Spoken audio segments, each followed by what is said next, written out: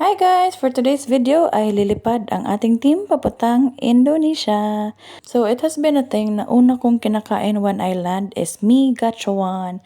So mee gachuan is very mura. A packet can actually just be 80 pesos. That comes with the noodles, drinks, and your choice of dim sum. But for us, we ordered quite a lot. So that's like a 5-person packet. So this has been my craving. This is called udang keju, which means shrimp and cheese. How I wish talaga meron to sa Pinas kasi parang ang dali lang pero masarap pa rin. Yan o, pinapakita ko pa sa inyo yung cheese niya. Next naman is itong gachuan. So gachuan actually means champion.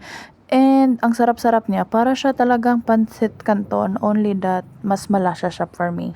Next naman is pangsit, but meron naman ata ito sa Dumaguete.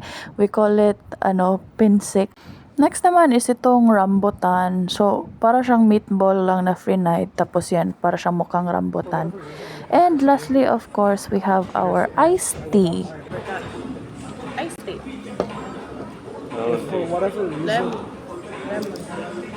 So, kinorek pa talaga ako ng asawa ko kasi dito lemon tea lang yung parang nesty sa atin.